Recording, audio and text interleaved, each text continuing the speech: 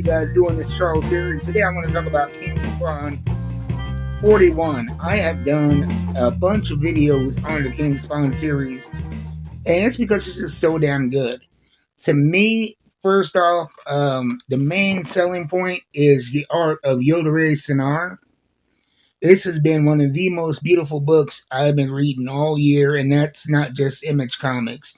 That all comics that I've read. This is one of the best looking books. And in last month's issue, we had a real compelling storyline involving the dead zones, the portal between heaven and hell and earth. And since 350, Spawn 350, if you've been following along, you would know that the dead zones have been open all over the earth, rendering spawns and angels powerless because their powers cannot be used in the dead zone. And so they've been trying to adjust to this new world as mere mortals, and the only powered beings are vampires and one angel spawn hybrid who was introduced in King Spawn series earlier. And in the last issue, we saw some of the fallout from the dead zones being open. It was all of the fault of Al Simmons having to do with the War for Hell that reached its finale at 350. It's a whole thing. I suggest going back, checking it out. Great story, but it changed everything in the Spawn universe.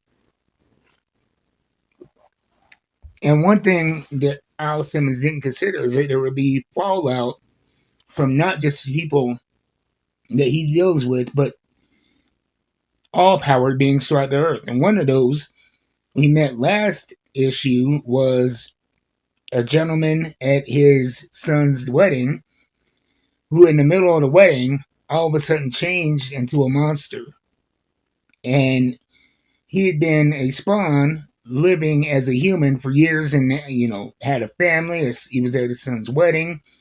And his life just crumbled when they realized that he wasn't a human. And his wife ended up passing, and his son went insane, and his marriage broke up, and it was, or what did his son pass? It was one of the two, but his life was just in ruins. So his main motivation was revenge. And we saw the beginning of that battle in King Spawn 40. And at the end of that, Al Simmons was pretty much being handled, and it looked like he was in a bit of peril, to say the least.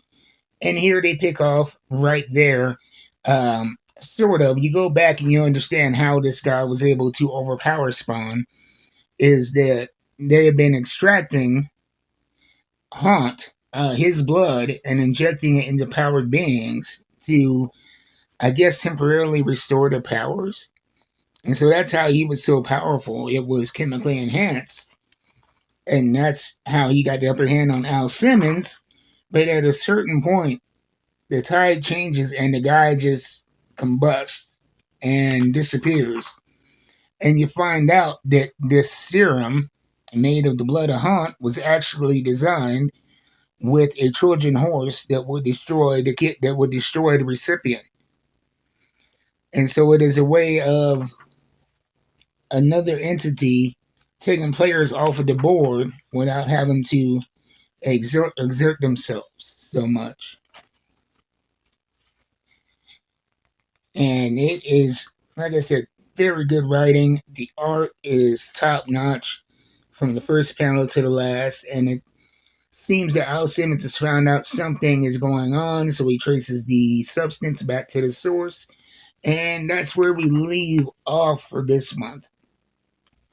One thing I will say about these King Spawn books is that they are always a fast read, and it's not because they're small books. It's because the writing and the art is so engaging, and it sucks you in so much that you lose track of time and anything not going on in this book. And that's the goal of entertainment, is escapism and suspension of disbelief. And so even if you're not a Spawn fan, and if you're only going to read one Spawn Universe book, and trust me, I read them all, King Spawn is the one to read. And I would say this has an edge over the Man Spawn just because of Yodere Sinar's art. It is always top notch. It is, he never mails it in, and this is another book that shows that. So that's been my thoughts on King Spawn 41. Tell me what you think if you bought it, if you've read it, and what do you think about the art of Yodere Sinar? And you can find this at your local comic book stores. And if you do not have a local comic book store, I always suggest my friends at Coffee and a Comic. They give you free coffee with every purchase. And if you're not in Huntington Beach, guess what? Neither am I. But I get my comics mailed to me on a weekly basis, and I have a great subscription program. I pay one low monthly fee, and I get books sent out to me every week to unbox on this channel for you guys. So I'll see you next time. Until then, keep reading them books. I'm out.